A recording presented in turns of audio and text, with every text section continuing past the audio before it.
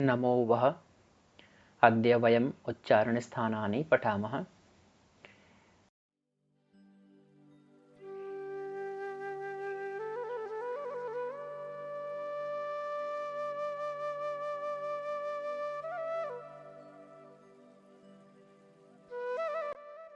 उच्चारण स्थान को समझने के लिए सर्वप्रथम हम कुछ सूत्रात्मक टाइप से, वाक्यात्मक टाइप से सूत्र बनाए गए हैं, उसको समझेंगे, उसको याद कर लीजिए और फिर आराम से समझ में आएगा, स्पष्टता होगी।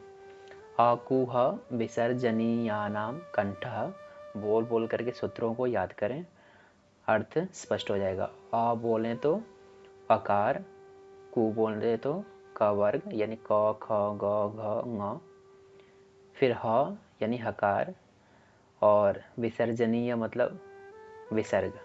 इन सभी वर्णों का उच्चारण स्थान कंठ होता है। आप बोल के भी चेक कर सकते हैं। कंठ मतलब जो एकदम कंठ से आवाज आए, अ क, उसमें आपकी जिह्वा कहीं नहीं जा रही है, एकदम कंठ से आवाज आ रही है। वैसे ही है अगला, ईचु यशानाम तालुः, यानी इकार च वर्ग यानी च छ ज झ य, यकार और शकार, इनका उच्चारण स्थान क्या है? तालु है। और तालु बोलें तो आप च वर्ग का उच्चारण करके चेक कीजिए, जहाँ पर ऊपर वाला भाग में जीवा टच होती है उसको बोलते हैं तालु। च छ ज झ ञ श, तो जीवा आपके ऊपर टच हो रही है, यानी तालु उस स्थान को बोलते हैं। इन वर्णों का उच्चारण स्थान तालु है।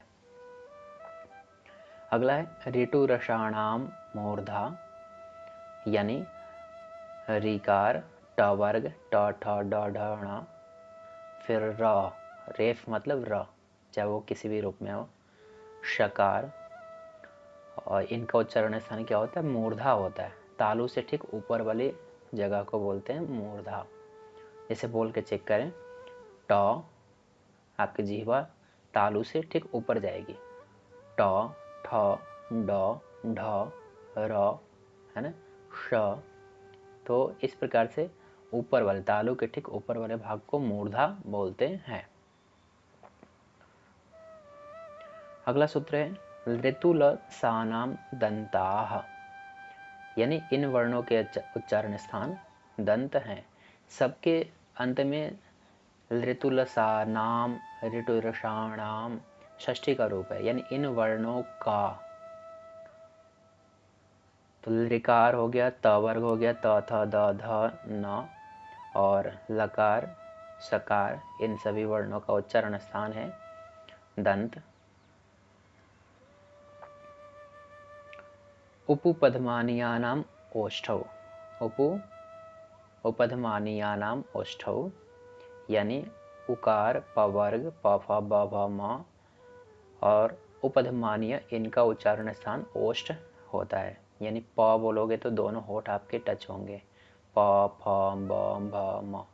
अर्ध विसर्ग को ही उपधमानीय बोलते हैं, जो कि प्राचीन वैदिक काल में प्रयोग होता था, अब इसका प्रयोग नहीं दिखाई देता है।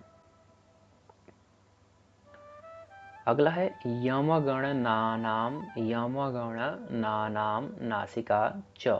च इंडिकेट कर रहा है कि इन वर्णों का उच्चारण स्थान नासिका यानी नाक तो होता ही है, लेकिन इसके अलावा और भी होता है। तो ये पांचवें वर्ण हैं। य यानी च वर्ग का पांचवा हो गया, म प वर्ग का पांचवा हो गया। तो प वर्ग का जो उच्चारण स्थान था वो तो इसका होगा ही होगा, उसके बाद नासिका भी होती है, यानी नाक।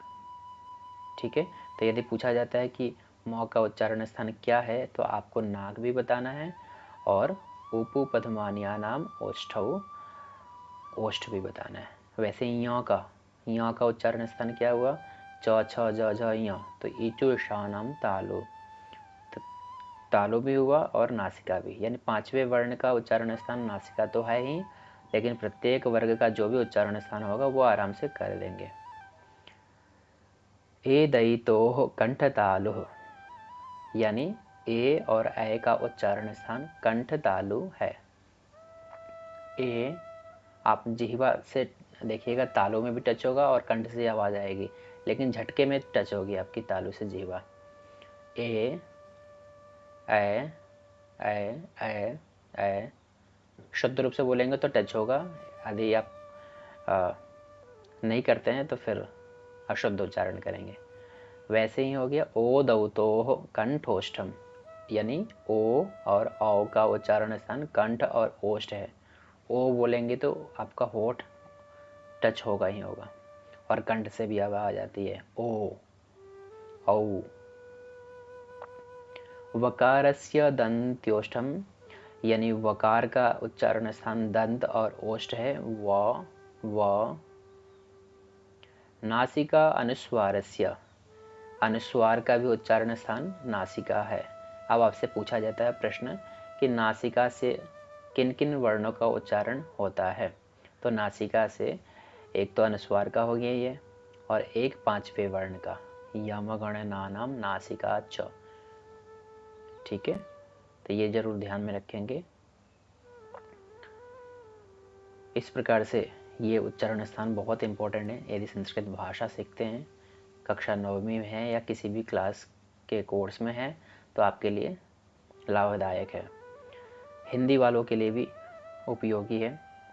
आपको पता होना चाहिए कि कौन सा वर्ण का उच्चारण स्थान कहाँ से करते हैं, क्या उच्चारण स्थान है उसका, और प्रैक्टिस जितना करेंगे आप उतना ही सफल होंगे। धन्यवाद। नमो वाह।